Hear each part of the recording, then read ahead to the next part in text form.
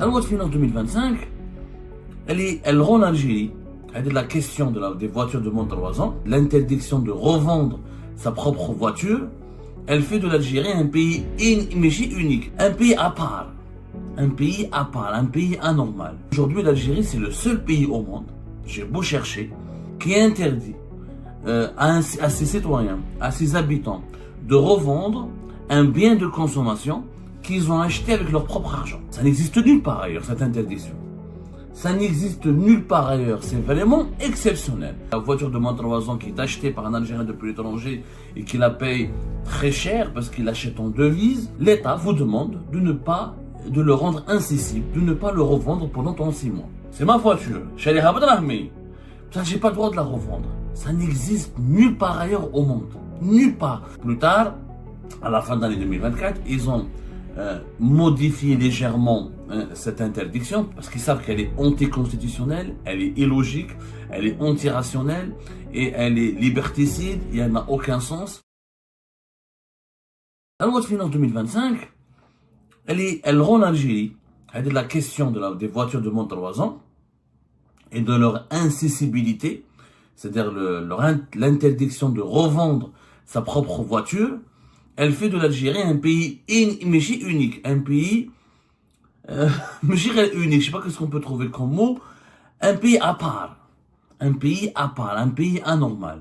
Pourquoi? Parce qu'aujourd'hui l'Algérie c'est le seul pays au monde, j'ai beau chercher, je vous demande de chercher avec moi, de me donner l'exemple d'un autre pays qui interdit à ses citoyens, à ses habitants, de revendre un bien de consommation qu'ils ont acheté avec leur propre argent. Ce n'est pas un bien de consommation que l'État leur a offert, c'est bien un bien de consommation qui leur a été offert par de l'étranger ou par une tierce personne, ce n'est pas un héritage, et c'est un bien de consommation qu'ils ont acheté avec leur propre argent. Je dis bien leur propre argent. C'est pour ça que je dis l'Algérie est un pays unique, parce que ça n'existe nulle part ailleurs, cette interdiction. Ça n'existe nulle part ailleurs, c'est vraiment exceptionnel. L'article, cette disposition, plutôt de la loi de finances 2025, qui rend donc l'incessibilité, c'est-à-dire que la voiture de moins de 3 ans qui est achetée par un Algérien depuis l'étranger et qui la paye très cher parce qu'il l'achète en devise, et que l'euro est extrêmement cher, et que le dinar est extrêmement faible, et que finalement, pour acheter une voiture à l'étranger, il faut être un riche, une Algérienne ou un Algérien aisé, n'est pas propriétaire d'une voiture n'est pas importateur d'une voiture de moins de 3 ans depuis l'étranger qui veut en Algérie. Et en dépit de toutes ces difficultés et du luxe que représente ce bien de consommation qui est la voiture, l'État vous demande de le rendre incessible, de ne pas le revendre pendant 6 mois. Donc, c'est mon bien de consommation, c'est ma voiture. J'ai pas le droit de la revendre. Ça n'existe nulle part ailleurs au monde. Nulle part. Il n'y a aucune logique économique, aucune logique politique qui justifie cette interdiction. Du point de vue politique, la propriété privée, elle est bafouée. C'est ma propriété privée. J'ai le droit de faire ce que je veux de cette propriété privée. C'est mon argent. J'ai le droit, j'ai investi mon argent. Ce n'est pas un prêt d'une banque. Ce n'est pas un taux il n'y a pas de taux d'intérêt bonifié. Ce n'est pas un don. Ce n'est pas un héritage. Mais je l'ai acheté avec mon argent. J'en fais ce que je veux. Ça n'existe nulle part ailleurs. Alors la période de 36 mois, elle correspond à 3 ans, 36 mois. Puisque la voiture c'est moins de 3 ans.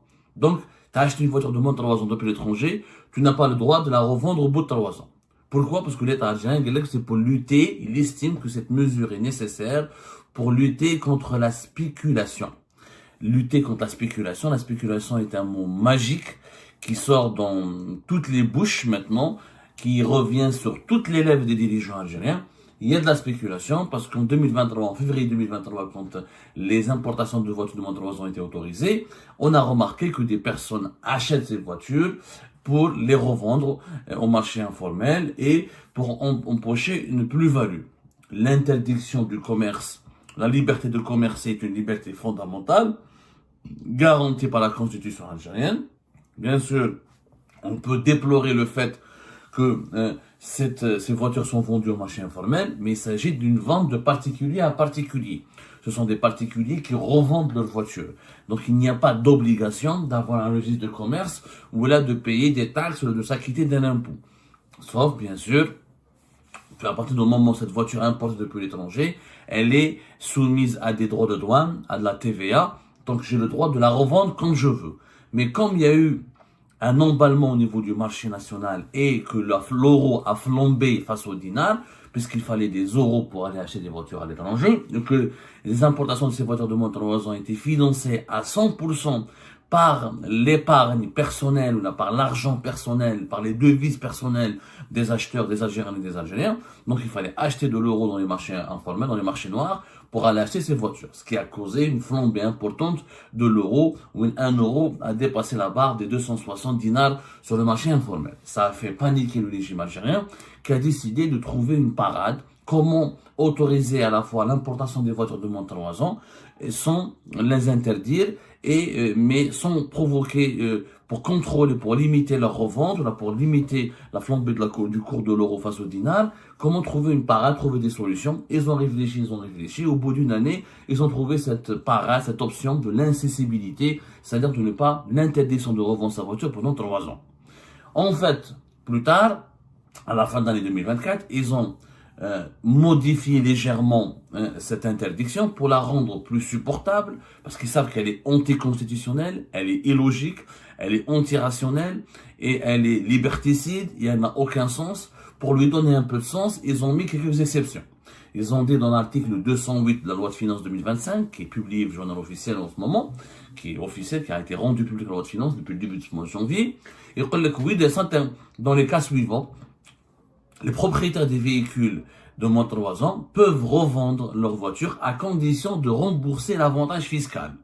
Par exemple, si tu vends ta voiture dans un délai inférieur ou égal à 12 mois, il faut reverser la totalité de l'avantage fiscal qui a été octroyé lors de dédouanement, lors de l'importation de cette voiture de moins de 3 ans. Il faut reverser 60% de l'avantage fiscal octroyé lorsque ce véhicule est cédé dans un délai supérieur à 12 mois et inférieur à 24 mois. Et il faut reverser 33% de l'avantage fiscal octroyé lorsque le véhicule est cédé dans un délai supérieur à 24 mois et inférieur ou égal à 36 mois, à compter toujours de la date de dédouanement. En clair, les Algériennes et les Algériens qui ont profité d'un avantage fiscal lors du dédouanement de leur voiture de moins de 3 ans, s'ils veulent revendre leur voiture avant 36 mois, ils doivent rembourser ou reverser de l'argent à l'État, l'argent de cet avantage fiscal. Ils doivent rembourser l'État. On doit rembourser l'État si on veut revendre sa voiture. Ce dispositif, il est inédit dans l'histoire de l'humanité, il est même inédit dans le monde entier. C'est que l'État te donne un avantage et après il te demande de le rembourser parce que tu as revendu ta voiture. Alors, qu'est-ce que c'est qu'un avantage fiscal? Parce que les Algériens et les Algériens ont du mal à comprendre. Il faut savoir que l'avantage fiscal ne touche pas toutes les voitures de moins de 3 ans. Elle est belle comme elle est belle chez d'ailleurs, si vous le savez ou pas. L'importation des voitures de moins de 3 ans, elle est payée en devise. Il y a des frais en devise dans le pays d'origine de ce véhicule. Ensuite, pour le ramener vers l'Algérie, il y a le frais de transport, etc. Ensuite, il y a les dédouanements. Il faut la dédouaner et il faut passer par une procédure de dédouanement pour pouvoir circuler avec cette voiture et l'introduire en Algérie. Pour cela, il faut payer 30% des prix des droits de douane, plus 19% de TVA, plus 3% de taxes de contribution de solidarité. Voilà, 2%.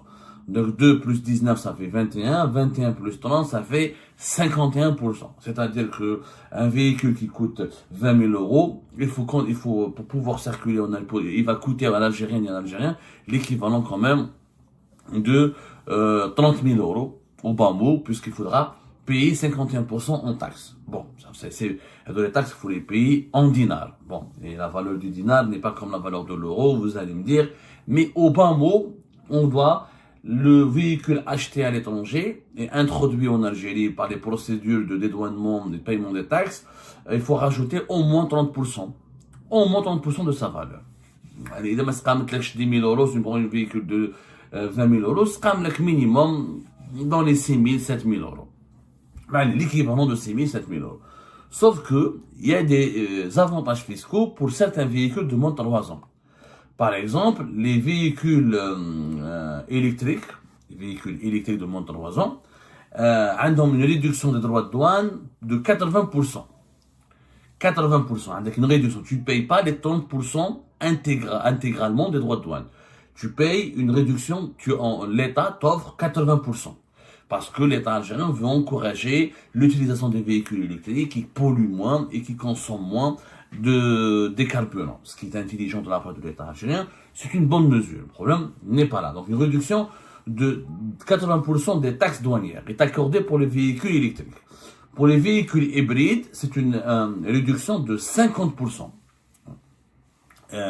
Un abattement de 50% pour les véhicules électriques dont le moteur est inférieur ou égal à, c'est des types de moteurs à 1800 cm3. Voilà. C'est des caractéristiques techniques. C'est des véhicules hybrides petits, des petites citadines. Tu payes donc une réduction de 50% pour les droits de douane. Mais si c'est par exemple un véhicule hybride, c'est une berline ou un 4x4 ou etc. Eh ben non, la réduction, elle tombe à 20% uniquement. Donc l'État algérien, qu'est-ce qu'il veut? Il dit à ses citoyens, si vous voulez revendre vos voitures, par exemple, où vous avez bénéficié de, comme vous le savez, on l'a déjà dit suffisamment, mais il faut le rappeler, qu'il est interdit en Algérie d'importer des véhicules diesel, même de moins de 3 ans, ou essence, ou électrique, ou hybride. Sur l'essence, il n'y a pas d'avantage fiscaux, il n'y a absolument aucun avantage fiscal. Sur l'électrique et l'hybride, il y a un avantage fiscal par rapport aux droits de douane. Donc si j'ai un véhicule électrique, pour le revendre avant les 36 mois de l'interdiction qui frappe la revente des voitures de moins de 3 ans, eh ben je dois reverser, si je le vends avant 12 mois, je dois reverser l'intégralité de ces droits de douane, c'est-à-dire les 80% de réduction qui m'a été offerte par les douanes algériennes, par l'État, je dois la reverser, je dois la payer. Comment la payer, la loi de finances ne le précise pas. Est-ce qu'il faut se rapprocher des douanes pour le payer? Est-ce qu'il y a un niveau des impôts? Est-ce que c'est le trésor public? Il faut faire un chèque pour le trésor public? Je ne sais pas comment ça se passe, je n'ai rien compris. Peut-être qu'il y aura un décret d'application prochainement qui va nous l'expliquer. Vous l'appelez avec les services des douanes ou les services des impôts. La Direction générale des impôts en Algérie va donner des précisions, des précisions assez claires là-dessus. Si je dois vendre mon véhicule électrique, par exemple, après 12 mois et avant la deuxième année, je dois payer ou rembourser l'État à hauteur de 66% de cette réduction des droits de douane qui m'a été offert. Et voilà, et on peut appliquer le raisonnement jusqu'à la dernière catégorie. Si je dois revendre ma voiture après 2 ans, je dois rembourser l'État à hauteur de 33%. C'est une tchikchouka qui n'a aucun sens. D'abord, on complique la vie aux Algériennes et aux Algériens. L'État se complique la vie. Et de deux, ça remet en cause la liberté tout court de l'être humain d'avoir un bien de consommation et d'en faire ce qu'il veut. Tu m'as donné un avantage pour les véhicules électriques. Pourquoi je devrais te rembourser? Pourquoi l'Algérienne et l'Algérien qui va revendre sa voiture électrique avant 3 ans devrait, avant 3 ans de la durée de l'interdiction? Pourquoi je devrais rembourser l'État puisque cette voiture électrique va rester électrique et elle va profiter à un autre Algérien, elle sera revendue en Algérie et qu'elle va continuer à ne pas polluer et à ne pas aggraver la consommation des carburants dans le pays. L'avantage fiscal, il a été donné pour la voiture électrique, qu'elle soit revendue au bout de 5 mois ou là au bout de 2 ans, cet avantage il est toujours justifié puisqu'il concerne la protection de l'environnement et la réduction de la consommation du carburant. Donc voilà, je devrais rembourser l'État. Je ne la vends pas à l'étranger. Si l'Algérienne et l'Algérien va dire ma voiture électrique, je vais la revendre à un Tunisien, ou là je vais la revendre à un Libyen, ou là un Marocain, ou là un étranger, l'État dit ah, moi je t'ai donné un avantage fiscal pour utiliser cette voiture sur le territoire national. Si tu la revends à l'étranger, si cette voiture sera réexportée, là tu me rembourses. Là je comprends. Mais là je paye, j'ai un abdo, j'ai un véhicule électrique. J'ai envie de le vendre avant 12 mois. Ok? Je le vends à qui? À un autre Algérien.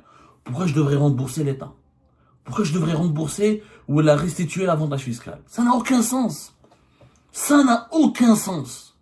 En fait, l'État, le gouvernement algérien, il a fait il a amélioré, il a compliqué, il n'a pas amélioré, hein, il a renforcé la complexité de ce dispositif pour dissuader les Algériens et les Algériens de revendre. Comme l'interdiction de revendre une voiture n'a aucun sens juridique, normalement si on avait des avocats, si on avait des associations de protection des consommateurs, si on avait des associations de protection des automobilistes, il serait simple, il suffit tout simplement de saisir la Cour constitutionnelle pour appliquer la Constitution et le respect de la propriété privée. La propriété privée, hein, tous les pays du monde, y compris les dictatures, je dis bien y compris les dictatures les plus autoritaires, garantissent à l'article 52 de la Constitution algérienne, la propriété privée est garantie. Garantissent à leurs citoyennes et citoyens la propriété privée. C'est-à-dire que c'est ma propriété privée, j'en fais ce que je veux. Et ben voilà les amis, c'était ça. Je vous remercie comme d'habitude pour avoir suivi cette vidéo jusqu'à la fin. N'oubliez pas de nous laisser vos commentaires, vos réactions et vos likes sur cette vidéo et de vous abonner à la chaîne si vous n'êtes pas encore abonné. Eh ben, je vous remercie aussi pour votre soutien à notre chaîne, ça fait vraiment plaisir. Nous avons bien dépassé la barre des 25 000 abonnés très récemment et nous démarrons l'année 2025 avec de nouveaux objectifs et nous espérons bien être toujours à la hauteur de vos expectations. C'est très important pour nous donc nous lisons vos commentaires et les discussions très animées et très intéressantes dans la section des commentaires. Donc c'est un petit peu aussi le but de nos vidéos et de ces capsules, c'est de pouvoir discuter entre nous et de se partager les différents points de vue. Donc voilà, merci encore une fois pour votre soutien et à la prochaine dans une nouvelle vidéo. Au revoir.